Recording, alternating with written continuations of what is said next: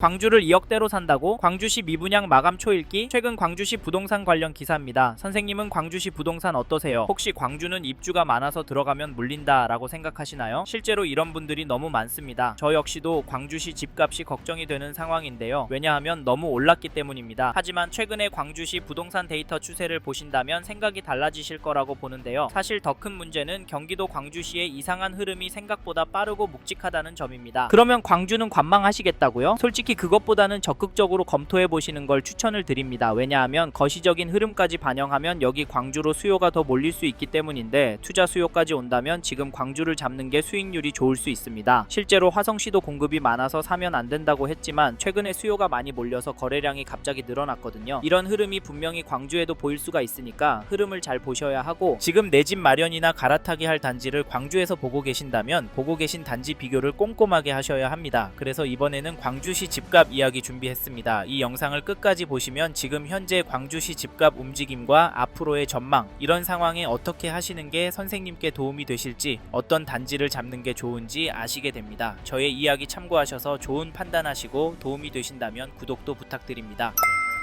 요즘 저희는 조만간 광주시 집값이 떨어질 가능성은 좀 낮다고 봅니다. 왜냐하면 다른 지역보다 수요가 주춤다고 보기 때문인데요. 광주시 거래량을 보시면 12월에 165건, 11월에 308건 매매 계약이 나왔습니다. 12월 월세 거래는 374건 나왔고요. 실제로 이 데이터를 보시고 지금 이거 믿어도 될까 경고하는 분들도 많은 상황인데요. 네, 광주도 단지마다 분위기가 다르다고요? 구축은 꿈쩍도 안 한다고요? 네, 맞습니다. 2002년 입주한 문영동의 5호 우림 퓨전빌 전용 84 거래만 봐도 최근에 2억 거래가 나오면서 전체적인 흐름은 아래로 향하고 있는 상황입니다. 신축은 좀 더 인기가 있기 때문에 다를 수는 있는데, 그래도 한동안은 주춤할 수 있다라고 보는 시각도 여전한데요. 이런 이야기 하시는 분들의 가장 중요한 근거는 광주시의 공급 물량입니다. 26년에 입주 물량이 2,500세대 공급이 있고요. 27년에는 1,900세대 규모 입주가 있습니다. 이런 이유로 좀 더 지켜보자는 의견들도 공감이 갑니다. 하지만 상승하는 단지들도 있는데요. 특히 신축 단지들에서부터 움직임이 명확히 보이는데, 2017년 10월 입주한 태전동의 힐스테이트 태전 전용 72 거래 내역을 보시면 12월 마지막 날에 1층 물건이 5억 거래도 나왔고, 전체적인 흐름은 위로 향하는 그림이 나오고 있는데 매물도 5억 1000부터 나오고 있는 상황입니다. 이런 상황인데 광주를 들어가는 게 맞을까요? 그리고 이런 흐름이 언제까지 이어질까요? 사실 저희가 광주에서 눈여겨보라고 말씀드리는 건 전세가입니다. 왜냐하면 요즘 웬만한 수도권 지역들은 전세가가 오르기 때문인데요. 여기 힐스테이트 태전 전세가를 보시면 광주시 신축 공급이 제법 많음에도 불구하고 전세가는 크게 오르는 것 같습니다. 게다가 거래 가능한 전세 매물도 없는 상황인데, 이런 상황인데 집값과 전세값이 떨어질 수가 있을까요? 여기에 더해서 요즘 광주시 전체적인 가격 흐름도 궁금해서 KB 매매 지수를 찾아봤더니 전주 대비 0.088% 상승한 것이 확인됐고, 전세 지수도 보시면 전주 대비 0.213% 올랐는데요. 광주시는 전세 지수와 매매 지수 모두 오르고 있습니다. 상승폭도 제법 높은 수준인데 도대체 왜 이럴까요? 왜 광주가 이런 흐름을 보일까요? 사실 문제는 여기서 끝날 것 같진 않다는 점입니다. 이래서인지 지금 광주보다 저렴한 곳으로 집 사서 넘어가려고 하시는 분들이 보이는데, 죄송하지만 이런 선택은 신중하게 하셨으면 좋겠는데요. 왜냐하면 광주시가 서울과 거리는 있지만 자체 생활 인프라도 좋고, 특히 경강선을 이용해서 판교나 강남으로 출퇴근이 가능하기 때문에 수요가 꿋꿋한 단지들이 많고, 앞으로 신축이 많이 들어오기 때문에 향후 2-3년 입주장만 잘 버티면 괜찮아서 장기적으로 광주를 접근하신다면 수익이 괜찮을 거라고 예상을 하는데요. 게다가 이 단지도 보시면 2017년 9월 입주한 305세대 단지 태전동의 이편한 세상 태전 2차 전용 84 거래 내역을 보시면 12월 30일 일에 202동 6층 물건이 5억 5,800의 거래를, 12월 8일에는 201동 8층 물건이 5억 7천에 계약이 되었습니다. 여기 가격은 어떠신가요? 이 단지 가격은 중심점이 위로 움직이고 있습니다. 더 놀라운 건 이런 단지들이 광주시 안에 제법 있고 늘어나고 있다는 점인데요. 이분들은 도대체 왜 집을 사는 걸까요? 기다리면 집값이 떨어지지 않을까요? 솔직히 저희는 떨어질 가능성은 낮다라고 봅니다. 하지만 당장은 상대적으로 높진 않다라고 보일 수도 있을 것 같은데요. 혹시 선생님께서 기다리면 될 거라 생각하시면 이번 텀이 지나면 올라서 내 집 마련 결정이 더 어려워질 것 같아서 가성비 좋은 곳으로 전세 들어가셔서 마음 편하게 돈 쓰시고 사시길 추천을 드리고 있는데요. 근데 그동안 집값 오르는데 내 전세값 얼마 오를까? 집 주인이 들어오는 건 아닐까? 가슴 졸이고 있는 것도 버티기 힘들 겁니다. 왜냐하면 광주도 한번 오르면 1에서 2천만 원은 거뜬히 오르니까요. 사실 이게 현실이 될 것 같아서 저희는 선생님께서 광주시 안에 관심이 있는 단지가 있고 2에서 4년 단기가 아닌 장기로 보시는 분이라면 적극적으로 검토해 보셨으면 좋겠습니다. 아셨죠? 그리고 저희 말에 공감하시는 분이라면 지금 광주시에서 이 단지 흐름은 꼭 체크해 보십시오. 그게 어디냐면, 죄송합니다. 잠깐 3초만 내주셔서 구독 부탁드립니다. 구독 눌러주시는 여러분 대대손손 부자 되실 텐데, 왜냐하면 유익한 부동산 정보로 돈 벌 거니까요. 댓글 상단에 있는 카카오 채널도 추가해 주시면 마청풀에서 드리는 분양 정보, 급매 물건 정보도 받아보실 수 있습니다. 마청풀 카카오 채널도 추가 부탁드립니다. 감사합니다.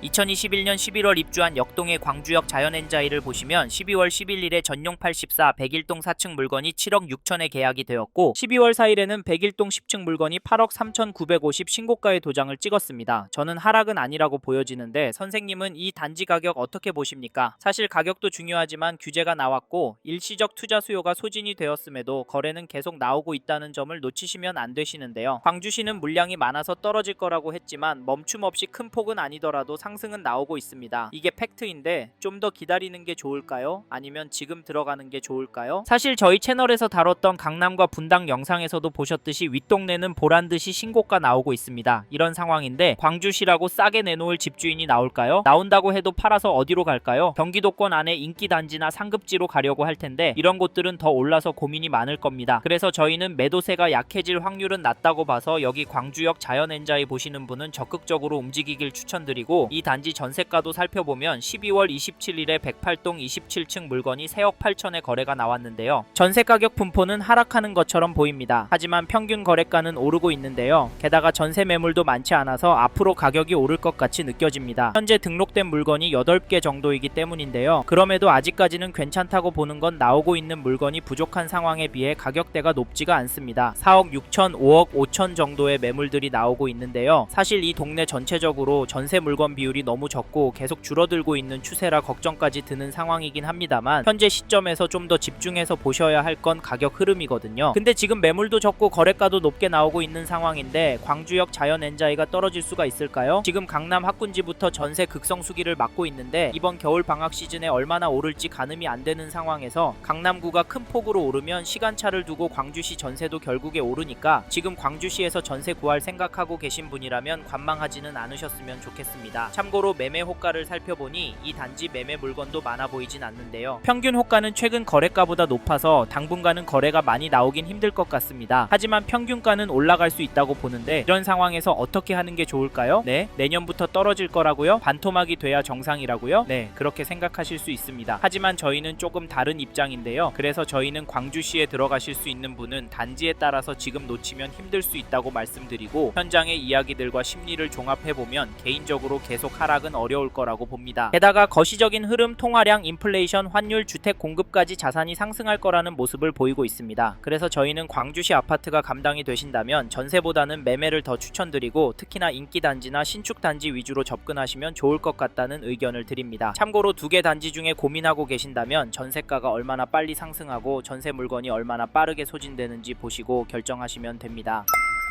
이번 영상에서 경기도 광주시 아파트 현황과 앞으로 어떻게 될지에 대한 저의 생각을 말씀드렸습니다. 관심이 가신다면 영상이 끝나고 이 지역에 대해 좀 더 검색해 보시길 바랍니다. 이번 영상에서 언급된 내용들에 대하여 좀 더 궁금하신 내용이 있으시다면 댓글로 남겨주세요. 최대한 빠르게 답변 드리도록 하겠습니다. 다음 영상에서도 부동산 투자에 도움이 되는 정보 나누어 드리도록 하겠습니다. 구독과 좋아요 그리고 알림 설정 부탁드립니다. 감사합니다. 좋은 하루 보내세요.